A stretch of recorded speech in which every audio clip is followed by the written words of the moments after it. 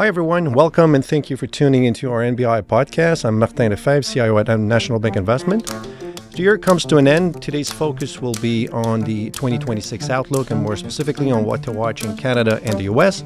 And to do so, I'm joined by a longtime friend and a contributor to NBI, Jack Manley, Global Market Strategist at JP Morgan Asset Management. Jack, thank you for being with us. It is great to be here, Martin. Thank you for the invitation.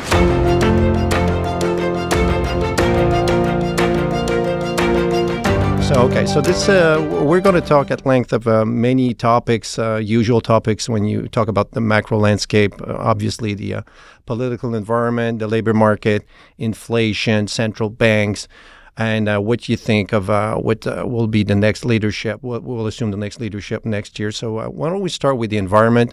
There was a release fiscal plan by Canada not so long ago, and obviously the one big beautiful bill earlier in the U.S. So what do you make of that? Yeah, so I think the easiest way to think of fiscal stimulus, whether it's coming out of Canada or coming out of the States, is that it is probably a net positive from a consumption perspective. But there's a lot of room to debate as to how positive it's actually going to be. I mean, when I think about the one big beautiful bill, when I think about the new federal budget for 26 in Canada, and the big things that I think are easy to hone in on are changes to the tax code, whether that is adjustments to rates like what you saw out of U.S. fiscal stimulus, or adjustments to depreciation schedules like what you saw out of the federal budget. I mean, these things are in theory making these countries more attractive destinations for capital, and in theory, by extension, giving their consumers a bit of a lifeline. So, when I think about the outlook for 2026, whether you're looking at Canada or at the U.S., fiscal stimulus is one of those things that I think will be helpful. And to me, Martin, though, the bigger question is is that fiscal stimulus enough to overcome all the other hurdles, all the other issues that the consumer is facing? And I think in that case, it's going to depend a whole lot on, if you're talking about Canada or you're talking about the States. And, we can talk about this certainly, but the cliff notes on my end are, recession risk in the U.S. was a lot bigger or greater at the start of the year. It has essentially been neutralized. I don't think anybody's really talking about a U.S. recession over the next 12 months. Canada is unfortunately not out of the woods, and that is even with this new federal budget, the quote unquote generational investment that we're seeing the Carney administration make. So, what do you think that? Why do you think that? Is it too late, too little, too late, or? I mean, it is probably a little bit too little, a little bit too late. I mean, some of it, right? The on the tax side of things, yes, you can make spending more attractive for corporations in Canada, but you probably have to make some adjustments to the regulatory environment too, in order to truly draw in that foreign capital that you're looking for. But even beyond that, I mean, the issues that the Canadian economy are facing are, I think, pretty pronounced ones. I mean, Canada is very clearly in the crosshairs when it comes to the trade war and the barrage of tariffs that are coming out of Washington. Canada is particularly sensitive to changes in trade policy, and while it looks better now than it did, say, back in April, it's still not ideal. We also know, right, and I always think this is very interesting when you compare these two countries, that our consumers have dealt with or absorbed higher interest rates in very different ways, right? We know that in both countries, mortgage debt, for example, is the biggest chunk of all household debt. But in the States, if you buy a house, you're buying that house and locking in a mortgage rate for 30 years. This just doesn't happen in Canada. So you have a lot of homeowners in the U.S. that are paying 2.5%, 2.75% loans as far as the eye can see, even though the Fed took rates up a whole lot more than where they were just a few years ago.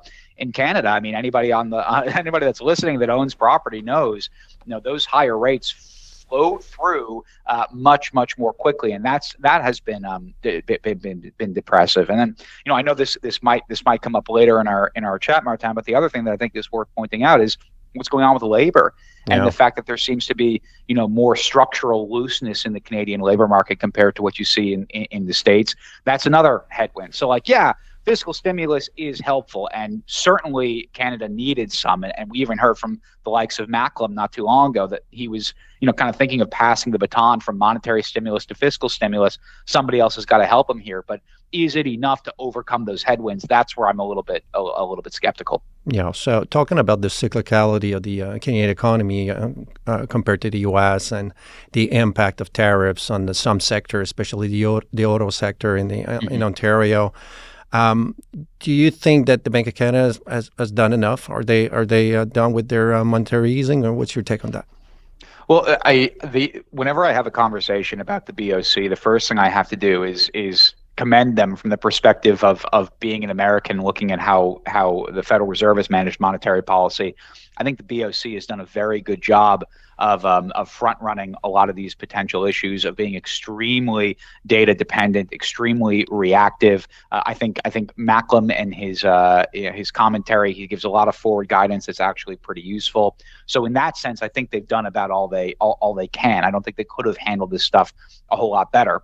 Now, in terms of where rates go from here, that to me is still very much up in the air. I see how every week, every month, there is a new bit of data that kind of refines what our view is on the economy.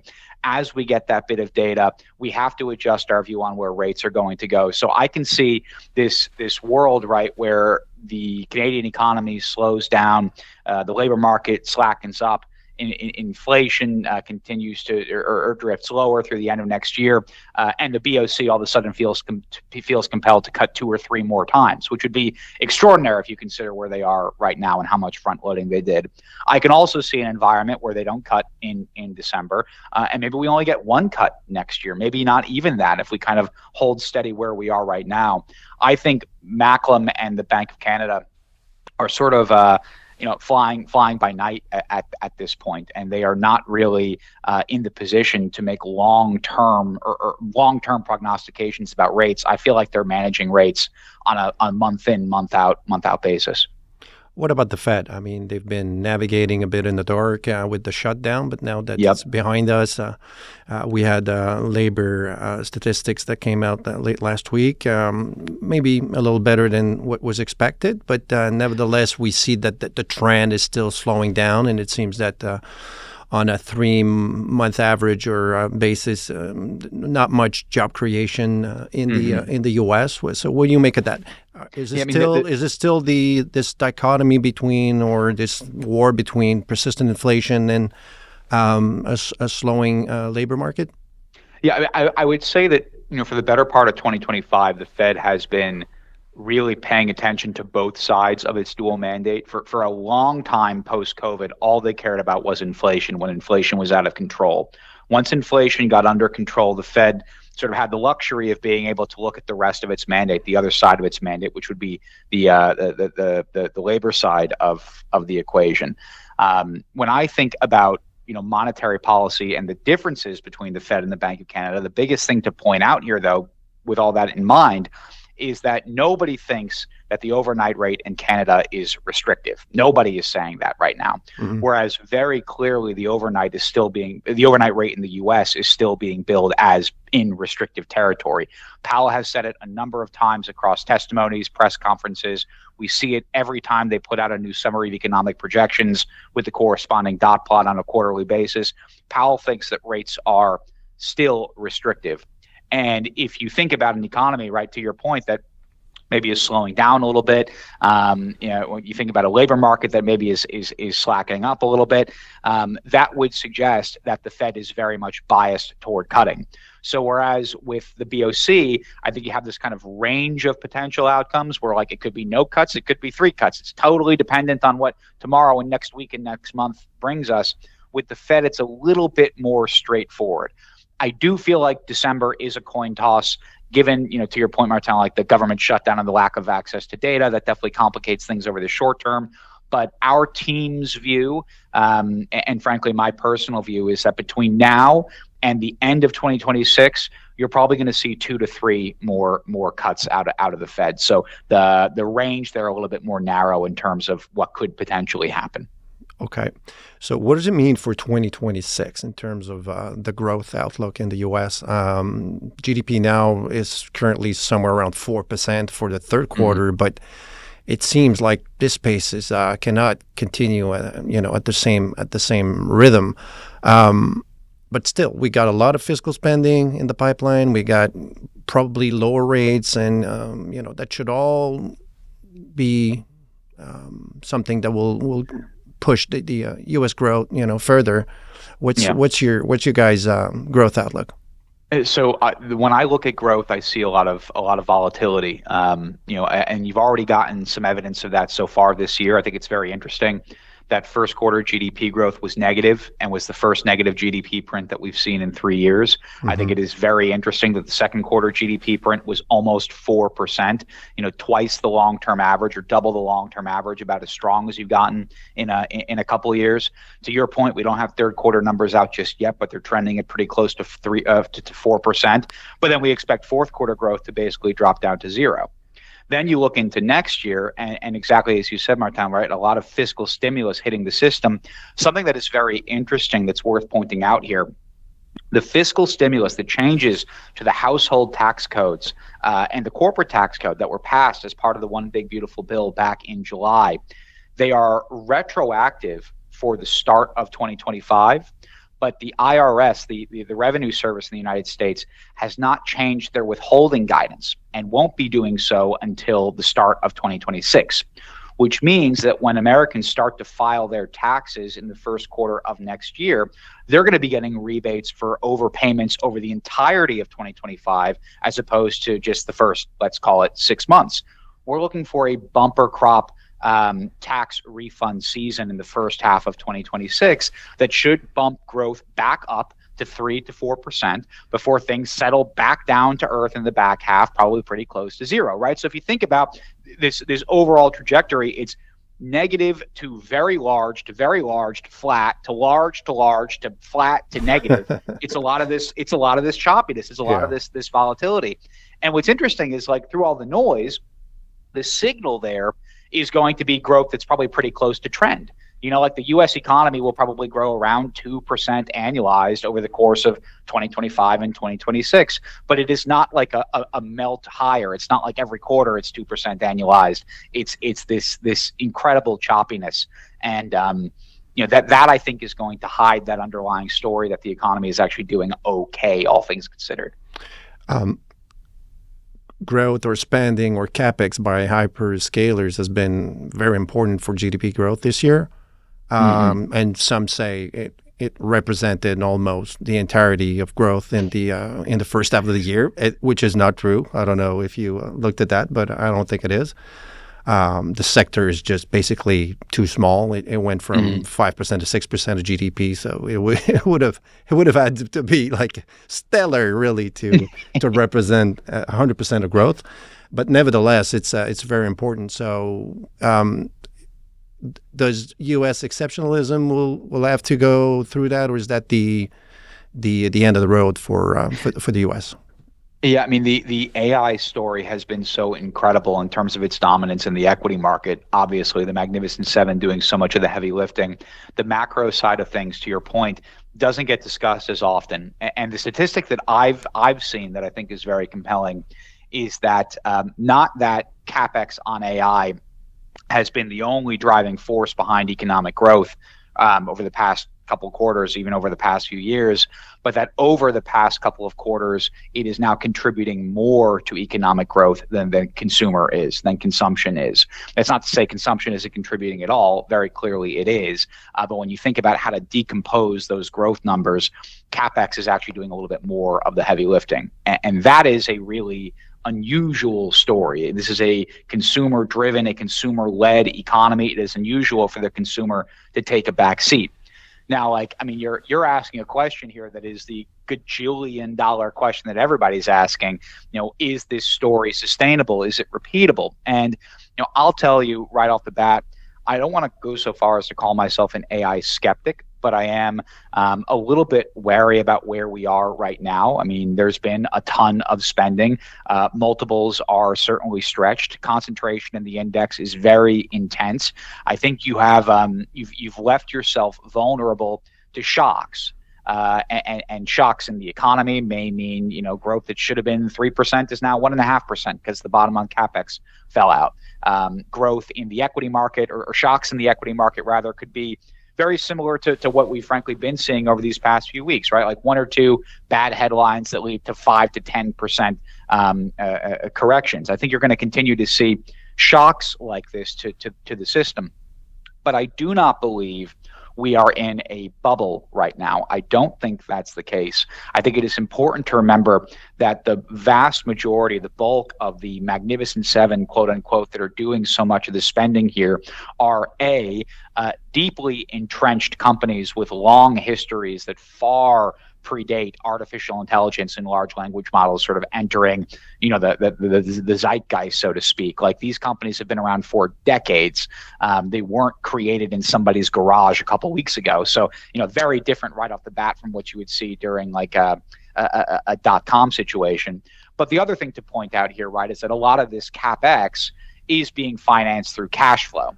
It's not being financed through leverage. That's changing a little bit on the margin, but if you think about some of the biggest spenders in the space, their balance sheets are extraordinary, and many of them can actually, if they do have to borrow at a lower rate than the U.S. federal government, which is pretty remarkable. So, I do think this story can continue. I don't think anybody doubts that AI isn't going to change a lot of things. I think for us, it is much more of a when and not an if. The when has been pushed off a little bit longer than we would have expected, but I continue to believe in a U.S. equity exceptionalism story. Maybe not as much of a U.S. economic exceptionalism story, at least over the next couple of years. But on the stock side of things, I do think U.S. assets are the place to be. Again, in 2026. So you're not in the camp where you take profits on the winners and invest in the laggards. So still large cap in the U.S. over 493, and maybe still cyclicality. EFI still doing all right, or what's your take on the environment, the international landscape? Yeah. So my take is that the international or ex-US performance this year, outperformance, frankly, we've seen it in Canada, we've seen it in Europe, we've seen it in Japan, we've seen it in a lot of places, outperformance relative to the US. The stuff that's driving this outperformance, it feels in some cases durable, structural, like real adjustments that have permanently rebased earnings potential higher. But I don't think we are on the cusp of some sort of like paradigm shift where the next 10 to 15 years is going to belong to Europe or belong to Japan. When I think about foreign markets or ex-US markets, I think thematically. And when I think about the themes, I'm thinking about things like aerospace and defense companies in Europe that have gotten an incredible boost because the United States is essentially renegotiating NATO treaties with its allies in Europe. They're requiring greater commitments to defense spending. Germany is very notably abandoning its fiscal austerity, spending more money. Do we think that European aerospace and defense companies are going to generate 20% returns for the next 10 to 15 years? Or do we think that what's happened this year has been the result of a lot of pent-up demand that got released very quickly through one big policy change in the States? I personally believe more of the former. Developed market banks have done very well this year. That's been an interest rate story. Outside of the U.S. and Canada, in most of the developed world, rates were negative for the better part of the last 15 years. And when that happens, banks don't make money. That's it. And now, rates are positive again, so banks can go back to making money. Even looking at the TSX, so much of the performance here has been driven by the materials sector, which has in turn been driven by gold prices being up 40% year to date. Do we think that's going to happen again next year? I frankly don't. So when I think about my global allocation, I acknowledge that some of those changes are, again, sort of structural. They're permanent. They've rebased earnings expectations higher. But that doesn't mean that I want to abandon my overweight to U.S. equities. It just means maybe the overweight's a little bit smaller. And then within U.S. equities, I wouldn't go so far as to exclude the S&P 493. I think now is actually an excellent time to embrace the whole 500 name index, to really lean on bottoms up security selection, active management.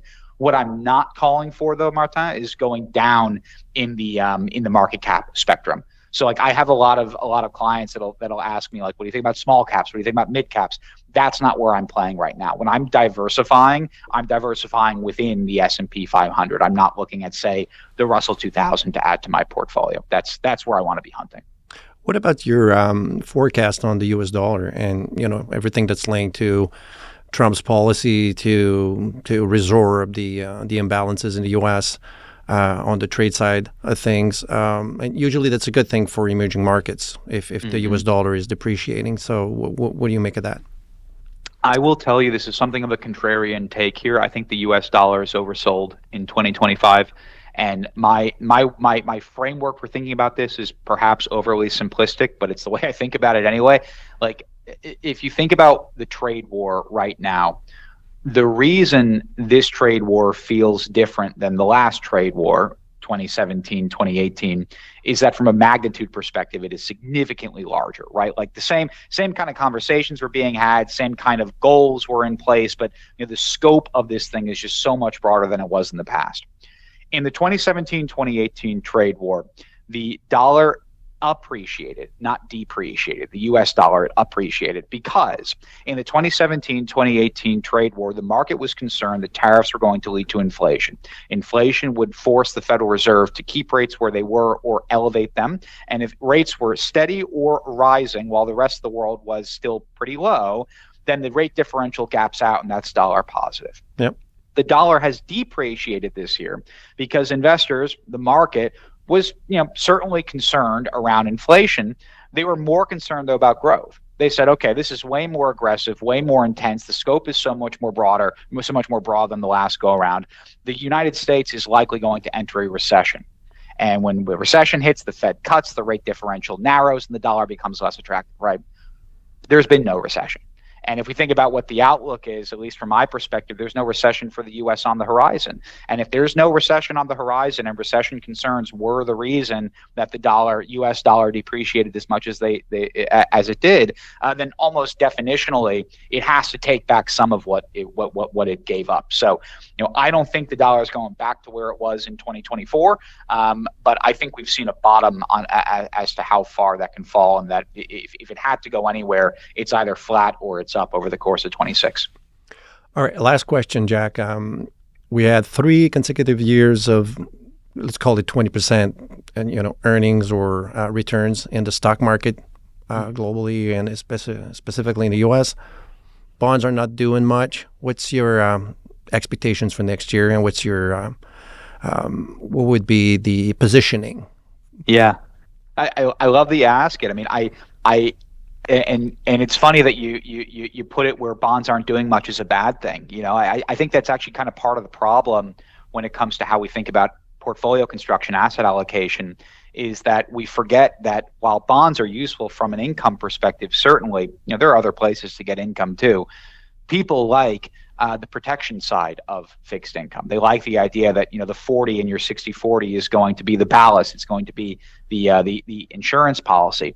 And if it is indeed an insurance policy for your portfolio, then you should think of it that way, right? So like the analogy that I would use when it comes to fixed income in a portfolio is that owning fixed income, the 40 and the 60/40, is like having homeowners insurance, where every day that your home does not burn down or get washed away by a flood, you are technically losing money on that policy. But if something terrible does happen to your home, then aren't you grateful that you were paying month in, month out that premium, right? That's how I think about bonds. In an environment where the economy is growing, where inflation's reasonably under control, the labor market stays roughly where it is right now, the equity market keeps on trudging higher, you shouldn't expect a whole lot out of fixed income because it is your insurance policy. So when I think about what's going on in 2026, there is no recession on the horizon from my perspective. The Fed's not going to have to cut a lot more aggressively than what they've telegraphed. I'm not looking for double-digit returns out of high-quality fixed income next year. I'm looking for basically something close to coupon, which is 3-4% depending on where you're looking. But I would encourage any investor that's thinking about bonds and their role in portfolios right now to remember that fixed income can be that insurance policy. It can be that ballast. And look, admittedly, the macro outlook is a lot murkier than it was at the start of the year than it was a few years ago. Now is not a bad time to add some protection to portfolios, and bonds actually do that very, very well, I would say. So in terms of tactical asset allocation, what I'm hearing from you is that it's not an environment where you should change your risk profile, but tactically, would you suggest that equity is still the way to go next year? I would say that equities are still the way to go next year, maybe a little bit less than what you would typically hold. Within equities, for me, it's going to be a larger cap U.S. bias. Within fixed income, it's going to be a ultra short to short duration investment grade bias. That's the sort of tactical play, I would say, in 2026. All right, Jack, that makes a lot of sense. Thank you very much for being with us today. Thanks for having me. And for everyone listening, thank you for tuning into this NBI podcast. And then we'll talk soon, probably something like in the next 2 weeks or so. Thank you.